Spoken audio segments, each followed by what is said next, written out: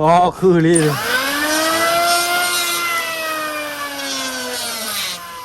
โอ้เราเป็นเด้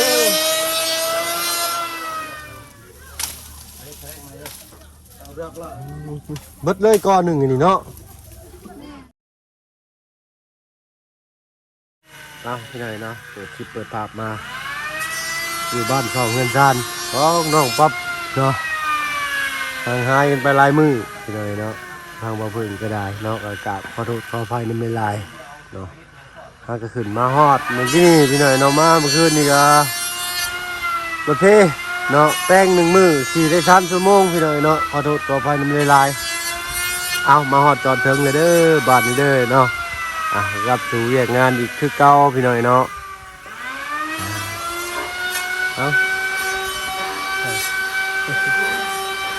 ทักทายกับพี่น้องเด้อเนาะทักทายสบายดีอยู่เพื่อนกันเบิดทุกคนเนาะเสียงก็บ่ได้ยินแน่ปานใดบ่ไม่ก็มีเลยเนาะขอโทษขออภัยในหลายเนาะนี่บาดนี้ก็จะสิเลยก็เลยกันแต่สิพามาเบิ่งชมบ้านน้องป๊อปปี้เพิ่นพี่น้อยเนาะฮอดขั้นตอนใดล่ะว่าไวพอสมควรเนาะไว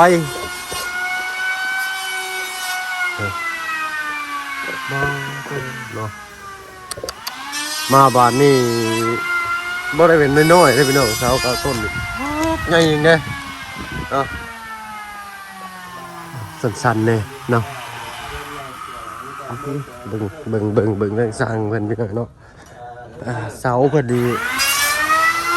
เพิ่นหน้า18เลยเนาะเหมือนหน้าเศร้าจักเลยสบายดีเจ้าพระสร้างเพิ่นโอ้ดูขึ้นสูงแน่นะผู้น้อยกว่าหมู่นี่ขึ้นสูงกว่าหมู่ลีเนาะเพิ่นมุงปิดปัดลมเรียบร้อยไปเลยเนาะงามเลยเนาะงามจบสีที่งามลายเนาะ4 คนคือเก่าพี่น้อยเนาะสร้างมันนี่ก็ได้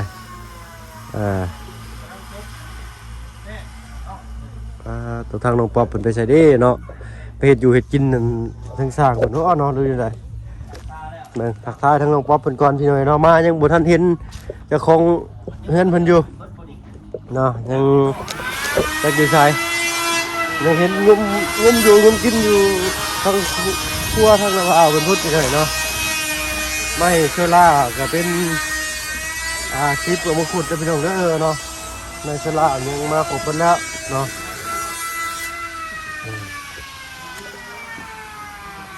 เดินข้างหน้าข้างหลัง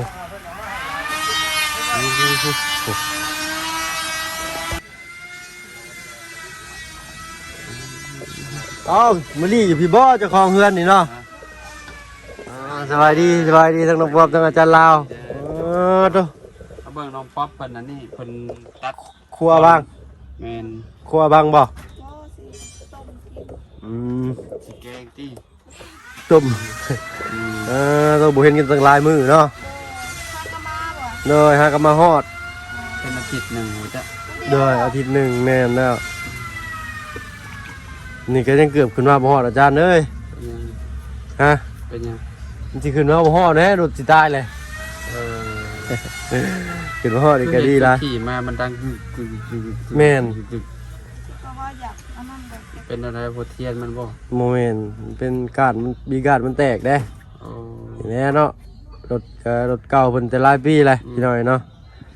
สำนั่นก็โอ้มันดีเลยได้นะมาฮอดก็ได้มาฮอดแต่ว่านั่นแล้วดีแต่ก่อนพังกลางทางเลยมารอบก่อนนะอาจารย์ตีรถหัวได้ตากฝนมาตีรถหัวได้อยู่ใครได้เดินมาฮอดอันเมืองพินขับรถสั้นเนี่ยโอ้ยจะขี่ฮอดไซมือนะดึกเลยแสดงว่ามันอยู่ในหมู่บ้านคนยังใครขับมาอยู่น้ำมองแบบว่าห่างจากบ้านคนเนาะโอ้ยจูงมันกระเบิดโมเมนต์ไงเหนื่อยเนาะโอ้ลำบากเลยพี่หน่อยลำบากได้ถ้ารถมันเป็นอย่างมานะรถจักรนะยังไงขักอ่อนขักอะไรนี่เนาะเหนื่อยแกงโอ้ถ้าเอามาได้ใช้ตรงป๊อปอันนี้บอลนี่มีเด็กโอ้โหนี่ก่อนทำไมใกล้ที่ฮักก็กินเห็นป่ะ เออ แล้ เด้ ว อ ก็เจ้าตัดตอนเช้าเลยก็ เน เจ้าย ก็อันพากันตัดเอาหนอมัน เด้อ วันนี้เพิ่นจงไว้อีกอันหนึงเขาไปตัดมาเลาะเขาว่า สิไว้ยังดิมันใกล้ๆอย่างเนาะ จงไว้เหี้ยมันอยู่ไกลเฮือนคือเก่า เด้อเป็นได้อาจารย์ช่วงนี้คือบ่เห็นหน้าลายมือนะ คือเก่าคือ คือ เก่า เก่าคือว่าเห็นไปอัน ฮะ บ้านไผ่บ่หาบ่น้อยบ้านหน้าบ่ ข่อยไปกินข้าว อื เมื่อ ม นั้นข่อยไปกินข้าวแล้วพ่อเราอยู่ตลาดดงอันนี้ เลยคิดว่าไปอัน เออ เฮ็ดเกี่ยวกับอันทั้งพงทั้งเฟซบ่แม่นติ บ่ไปพ่อกันโดยความบังเอิญ เลย เพิ่นน่ะนะ เลยเลย โอ้ยแกงมีแต่ถาประตูนก็ดันเอาอันน้ำยานางมาให้เนาะ ฮอดขั้นตอนใดแล้วอาจารย์ทางบ้านเพิ่นนี่ นี่แหละขั้นตอนมุงนี่แหละนี่ อืม มุงแล้วก็สิใส่เส้นใส่หยังเนาะปูแป้นนี่แหละ เลยเป็นปูเนาะเพิ่นกบเรียบร้อยย่างเนาะ ยังเพิ่นกำลังลงมือกบอยู่นะ คันว่ากบไว้นี่ย่านไหมมันอันนั้นเด้ เพราะแม่นมันตากฝนตากหยังเด้ อันนี้ให้มันตากกระซังมันมาแล้วก็กบแล้วก็ขึ้นเลย วันนี้เราอันนั้นแล้วบัดนี้เราลงมือกบแล้วก็คือ เนย สิบ่เกินมือสองมือดอกก็สิได้เอาไปปูแหละ เลย บ้านน้องป๊อปบ้านน้องมันก็สมส่วนนะบอก เลยแม่นงามคิดว่าโก้เก้าเสาบุญน้อยๆได้ใหญ่ได้ก็สูงเลยก็งามพร้อมสมส่วนนะแต่หลังคาเบิ่งว่าสิเบิดโพดบ่หรือสิโรยโพดบ่ได้ก็เต็งเบิ่งกันตื่มอีกเนาะ ประมาณนี้เนาะ เลย พอดีสำนี พอดีแกล้งบ่ล่ะโอ้เป็นอาทิตย์จะได้พ่อกันเนาะ แม่ ต้องห่างหายกันไปหลายมื้อลุงเลยเนาะ ดดำนาบ่ บ่รับหน้าแล้วเนาะเอ้ยแต่เมื่อยังบ่ทันได้ขึ้นมาเนาะบ่มีเงินบ่มีคำขึ้นมาแหน่เนาะ เอาคือเห็นเลยพี่น้อยเนาะช่วงนี้ก็ได้เนาะแต่ค่อยเป็นค่อยไปทางหน้าเพิ่นสิเฮ็ดเมนูเดียวกันบ่น่ะ กับแกงน้ำกันนี่แล้วแต่ประเทศ เลย ซอยกันสิไป เราเลยก็เอาไปต้มอันนี้เนาะ โดย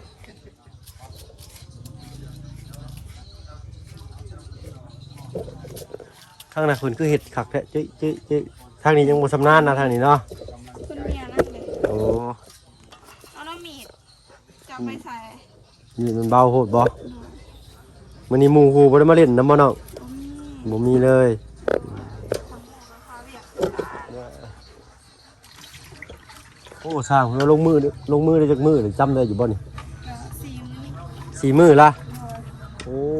ช่วงวังหนึ่งฝนบ่ตกบ่น้องปรับ ฝนตก เนาะเพิ่นสร้างเพิ่น เพิ่นก็พบก้อนหยุด หยุดก่อนเนาะ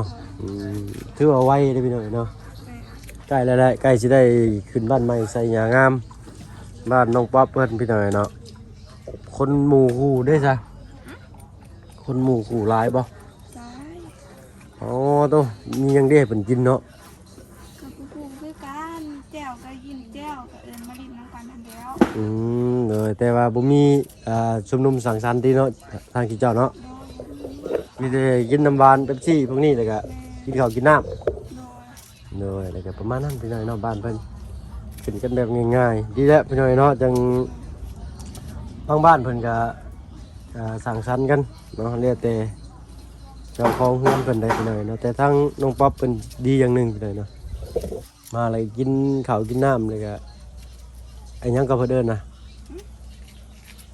ขึ้นไปแล้วเพิ่นก็ อธิษฐาน อธิษฐานแล้วก็ขึ้นอยู่เย็นเป็นสุขพี่น้อยเนาะ โดย โอ้โหบ่ได้ไปหาไกลหน่อไม้บ้านเพิ่นนี่พี่น้อยเนาะเอาเข้มบ้านนี่ก็ได้ละเนาะ แม่นโดย เมนู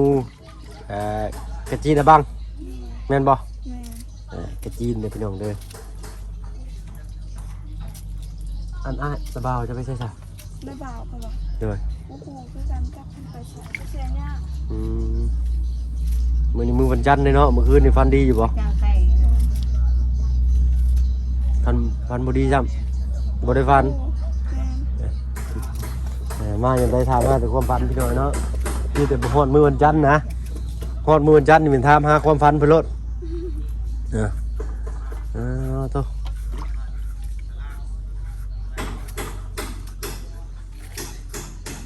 โอ้ยทางดูเพิ่น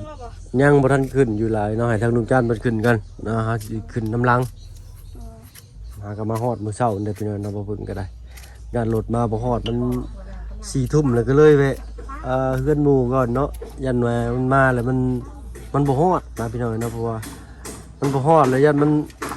เตือนเราในกากา ฮอดแถวกลางทางแล้วมันสิลำบากคนอื่นซั่นซะเนาะสิได้หาหมู่คู่หาลุงจันทร์นะพี่น้องเนาะแต่มันก็ค่ำของมืดนะ4-5 ทุ่มนะก็เลยพักอยู่เซโปนก่อนก็ต้องตื่นเช้าจึงขึ้นมาใหม่เนาะเอาทางหมู่คู่น้องเลี้ยงน้องจะดีบ่ได้แวะไปเล่นน้ำมันล่ะ เดี๋ยวนี้หัน แม่น บ่ค่อยได้มาเพราะว่าทางเป็นกระขาวเรียกคือกัน เลยเนาะเอาเป็นทางบ้านน้องเลี้ยงน้องจะดีก็แล้วเสร็จแล้วพี่น้อยเนาะทางเฮาก็พี่แหละมาทางนี้ต่อพี่น้อยเนาะเฮาเข้าไปดูร้ายก็ยันปะลุง FC เพิ่นว่าเนาะแล้วก็ให้มันจบไปพี่น้อยเนาะมันก็หยุดการช่วยเหลือหั่นนะเนาะเฮิงๆกันเข้าไปอันโอ้เนาะสีน้ำไหลก็แล้วบาดเลยโอ้บ่ได้เลยเจ้าเด้อ ว่านี่นะ เนาะถ้าว่าเขาเข้าไปถ้ามันเข้าไปบ่อยหลายกะยันปะลุงเพิ่นว่ามันจบการช่วยเหลือนะเนาะก็เงินก็สิเข้าไปอยู่เราไปเรียนไปเล่นไปแอนน้ำน้องๆเพิ่นว่าซั่นซะเนาะไปเยี่ยมยามทำข่าวเล็กน้อยว่าซั่นซะเนาะถ้าว่าเขาเข้าไปบ่อยไปดูหลายกะ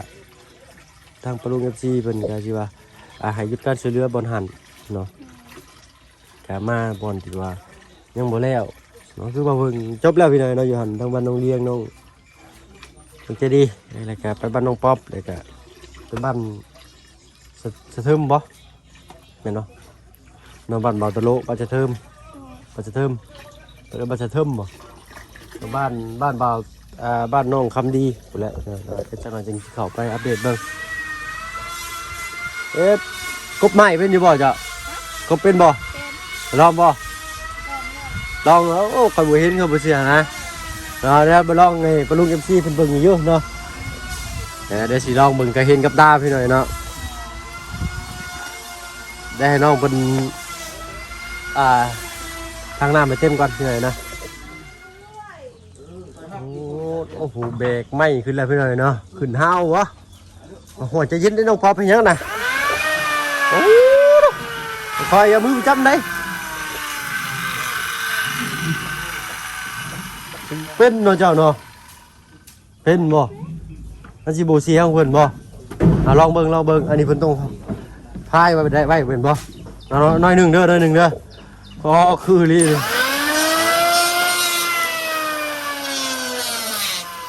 โอ้เราเป็นเด้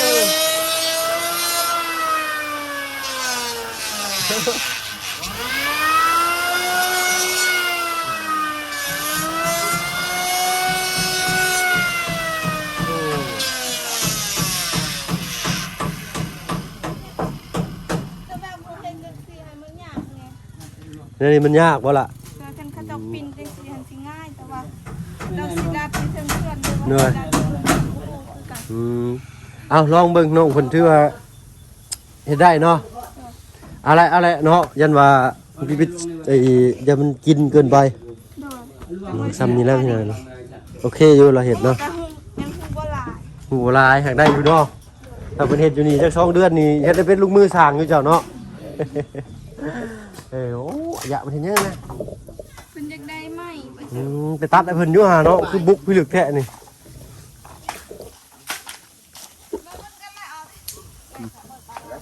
เพิ่นสิเอาลำนี่เพิ่นว่าเพิ่นสิเอา2 ลำบ่จ้ะโอ้ว่าเดี๋ยวขอยสิดึงช่อยเด้อโอ้ไม่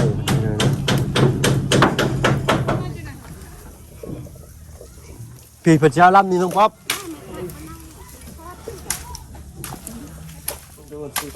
จานหน่อไม้นี่บ่อันไปอันนะฮะข้อ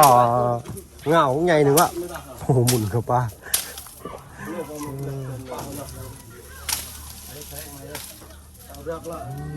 เบิดเลยก้อนหนึ่งอันนี้เนาะ แม่เขาถางมือแล้ว โอ้ ถ้ากระถางที่นี่แล้วก็เอามา ทางไม้ออกเอาหน่อไม้ไปแกงเลยกระจีนบังเนาะไข่ดอกพี่น้อยหน่อไม้สังไพ่บ่มีน้ำถ้าว่าไม้ตัวนี้มีน้ำนี่บ่เข้าใกล้ก็บ่ได้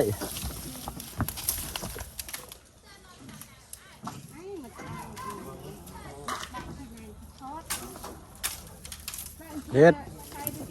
สบายดีน้องสัง สบายดี โอ้มาแต่ใช้นี่ เสียยามัน มาแต่เสียหญ้ามันโอ้ตัวได้เกี่ยวมาพร้อมถ้าดึงนี่ไม่ออกช่วยเพิ่นเด้อ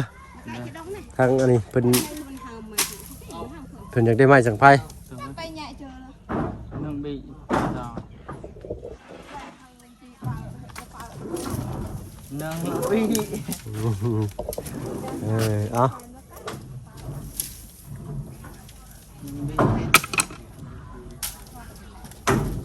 บ่ได้ไปเฮ็ดเวียกบ่น้องช้างเลยนี่ ก็เมื่อแล้ว อืม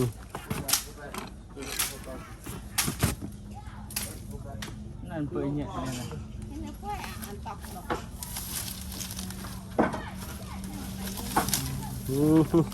บุกเขาแล้วเฮ็ดบ้านนี่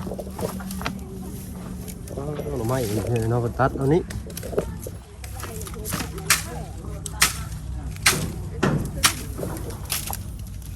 เฮ็ดคอยได้ถือกระยะเพิ่นได้ข้างหลังน่ะคอยก่อนให้อายาเพิ่นออกก่อน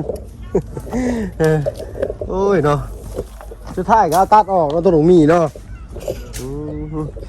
เห็นบ่ถ้าว่าเอาออกแต่แรกเพิ่นก็ได้ดุดออกให้ได้หากมันนี่สิได้เอาไฟมาสุมใส่แล้วบัดนี่เจ้าขุดเอาเองเด้อบัดนี้เด้อ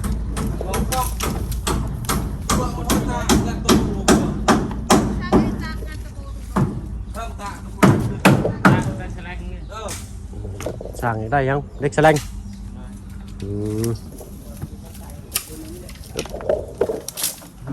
ทางเอา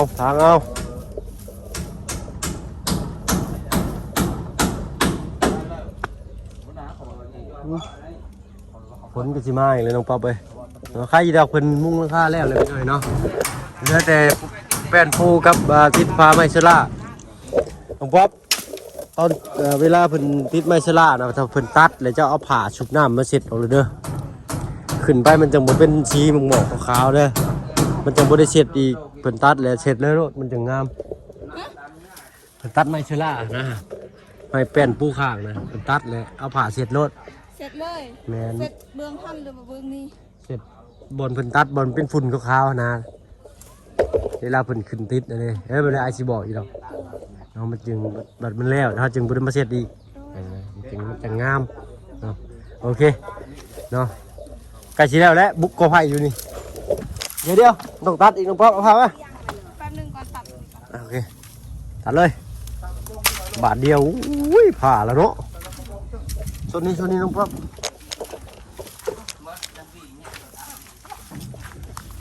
โอ้นี่นะเรือนี่เอ้าทางลุงหนวดมันโทรมาบาทนี่ตัดเลยโอเคเอาดึงป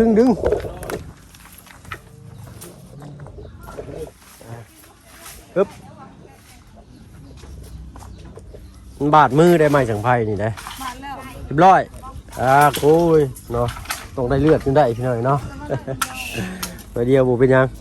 สีทนได้ มื้อนี้มีไผอะไรเข้ามาน้องป๊อป ก็หลายคนอยู่ มีไผแน่จำได้บ่ ลุงหนวด หน่อย เบาเสียงเบา หน่ บุ อย ญ โดย แล้วก็ จันลาวลุงจันทร์ บุญเบาจัน จันลาว เล่าแล้วก็อ้าย โอ้เนาะถือว่าครบเปิดเลยพี่หน่อยเนาะถือว่าบ่เพิ่งมาท่ากับหมู่เนาะ เพราะว่าฮักก็ขึ้นมาฮอดเนาะน้องช้างเนาะสำหรับที่นี่ไปแล้วเนาะสบายดีจ้า ก็ขอบคุณทางผู้ใหญ่ใจดีที่เขามารับชมคลิปนี้เด้อแล้วก็ทางอ้ายนำขอให้เดินทางปลอดภัยขอพระเจ้าก่อนเด้อ เดี๋ยวดูเนาะ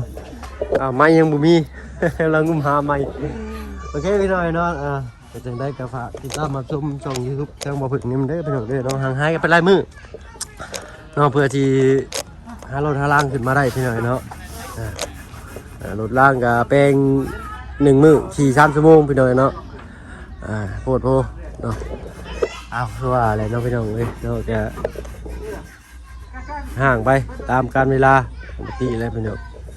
เนาะสำหรับที่นี่เท่าเพิ่งเขาตัวลำลาแล้วพี่น้องเนาะอยู่ดีแมงปัจจุบันทุกคนสบายดีจ้ะ